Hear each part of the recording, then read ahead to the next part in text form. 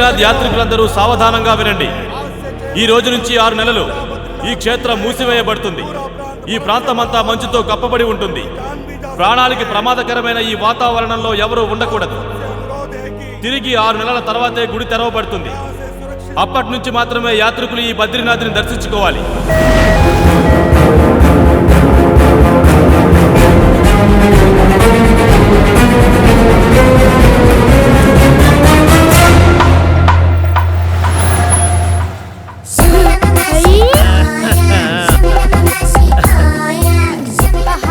Super ఉంది. రే shoes తీసారో అరిగిపోతాయో. Shoes తీసేయడం ఏంటండి చీప్గా? ఏమే కోటప్పకొండంత ఉన్నావు, ఇంత కూడా బ్రెయిన్ లేదు. మనం ఇక్కడ షూస్ వేసుకుని తిరిగామా ఉత్తికాలతో తిరిగామని చిలకలూరుపేటలో ఉన్న మన వాళ్ళకి ఎట్ట తెలిసిద్దే? బట్టలు కూడా తీసేద్దాం నాన్న. పేటోళ్ళకి మనం బట్టలు వేసుకొని తిరిగామా బట్టలు వేసుకోకుండా తిరిగామని ఎలా తెలుస్తుంది నాన్న? నువ్వు సూపర్ రా. థ్యాంక్ యూ నాన్న. ఏ కిధర్ जा रहे हो? మా నాన్నగారు అస్థికలు బ్రహ్మకాపాలంలో గడపడానికి బద్రీనాథ్ వెళ్తున్నామండి. बद्रीनाथ बंद हो गया है, 6 महीने के बाद आ जाना. ఏంది 6 నెలల తర్వాత రావాలన్నా? మాకు రావడానికే 6 నెలలు పట్టిందయ్యా. ఇదిగో అట్లా పోయి ఇట్లా కలిపి వచ్చేస్తాం. वो सब कुछ हमें पता नहीं है. यहाँ 6 महीने के लिए बंद हो चुका है, वापस चले जाना. అమ్మో మళ్ళీ వెనక్కి తిరిగి రాలేమండి. ఈ కొండ కింద చిన్న ఊరుందిగా, అక్కడే లాడ్జ్ తీసుకుని ఉందామండి. LADS bill ఎవడిస్తాడే? మీ బాబిస్తాడా? మా బాబుతో నిప్పిస్తాను గానీ వెనక్కి వెళ్ళి నేను మళ్ళీ రాలేను. నాన్న ఉందాం నాన్న. డబ్బులు తాతగా ఇచ్చేది. ఫుడ్ బిల్స్ కూడా ఎక్కువ చెప్పి లాగిద్దాం నాన్న. నువ్వు సూపర్ రా. థ్యాంక్ యూ నాన్న. చిచి నోర్మి పదండి. మీ పిసినుగుట్టి తనంతో ఏదో ఒక రోజు నాకు పిచ్చికిపోయేలాగుంది. ఇదిగో బిల్లు ఇవ్వగానే క్యాష్ మొత్తం కట్టారు మీ నాన్న. ఆ నమ్మకంతో ఎక్కడి నుంచి వెళ్తున్నాం మనం? ఆగండి. పేట చిలకలూరుపేట మాది పేట అని మీకెలా తెలుసండి? మీది పేట అని 2 జతలు షూస్ దాచారని లాడ్జ్ కోసం ఎదుగుతున్నారని ఈయన్ని పెళ్లి చేసుకుని తప్పు చేశారని నాకన్నీ తెలుసు. సరేలే, నువ్వు అవసరం కలవా వెళ్ళు. నేను వెళ్ళను, పేట వాళ్ళని ఎక్కడికి వెళ్ళనివ్వను. మీది పేట, నాది పేట, మంది పేట.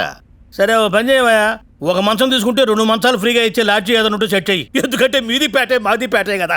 ఎందుకు లాడ్జి? నా దగ్గరే ఉండండి. పేట ఆశ్రమం అని మన పేటోళ్ళ కోసమే పెట్టాం. అమ్మయ్యా ఎక్కడ ఆశ్రమం?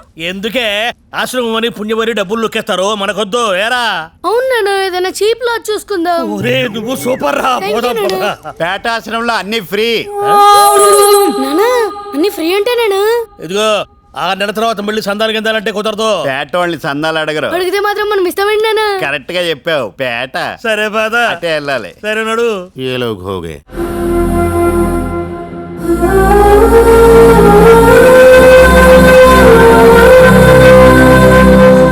అమ్మా అలకనంద, అందరూ చనిపోయాడు అని అనుకుంటున్న మన బద్రి బతికే ఉన్నాడమ్మా. నిజమా తాతయ్య? అవును తల్లి, ఆ బద్రితోనే నీ పెళ్లి జరుగుతుంది. సార్, నా భార్యని జీవితాంతమత్తా అని పిలిచే అదృష్టం అలకనందకి కల్పించడానికి వచ్చాం. పంతులు గారు, మా గురువులు వేరే ఉన్నా మిమ్మల్ని ఇక్కడికి ఎందుకు తీసుకువచ్చామో తెలుసా? మీరు ముహూర్తం పెడితే మా మామయ్య గారికి నచ్చుతుందని. ఓ అద్భుతమైన ముహూర్తం పెట్టండి. అమ్మాయి జాతకం ప్రకారం ఆ బదరీ క్షేత్రం పునఃప్రారంభోత్సవమైన వైశాఖ శుద్ధ షష్ఠి రోజు దివ్యమైన ముహూర్తం ఉంది. కానీ ఆ ముహూర్తం మీ మామయ్య గారికి అసలు ఇష్టముండదు. ఏం? ఆ ముహూర్తానికి జరగాల్సిన ఆయన కూతురు పెళ్లి జరగలేదని. ఏం పర్లేదు, నా పెళ్లి జరగని ముహూర్తంలో అలకనంద పెళ్లి జరుగుతున్నందుకు మా నాన్నగారు చాలా సంతోషిస్తారు. అదే ముహూర్తం ఫైనల్ చేయండి. నా కొడుకు ఎంత గొప్పవాడో తెలుసా నాన్న? నా మనసులో ఉన్న కోరిక తీర్చడానికి అలకనంద మనసులో ఉన్న ఆ బద్రిని చంపేశాడు.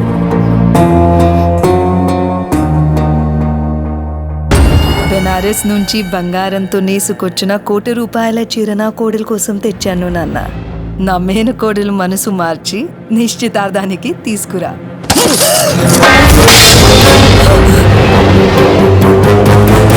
ప్రతిరోజు రక్తపు కొడు తినే వీడిని పెళ్లి చేసుకున్నప్పుడే నిన్ను నరికి పారేయమని నా కొడుక్కి చెప్పాను. కానీ నీ అన్న ఏమన్నాడో తెలుసా? నా చెల్లెలి మనసు, నా చెల్లెలి ఇష్టం అంటూ నన్ను ఆపాడు. అంత గొప్ప మనసున్న నీ అన్న కూతురి మనసు తెలుసుకోకుండా ఈ నిశ్చితార్థం ఏర్పాటు చేస్తావా? మనిషివేనా నువ్వు? నా కంఠంలో ప్రాణం ఉండగా ఈ పెళ్లి జరగనే జరగదు. అమ్మా,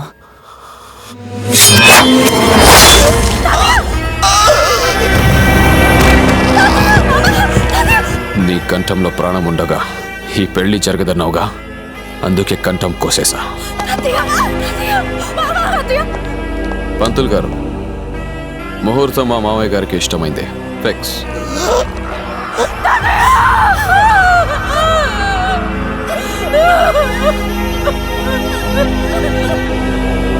Ah!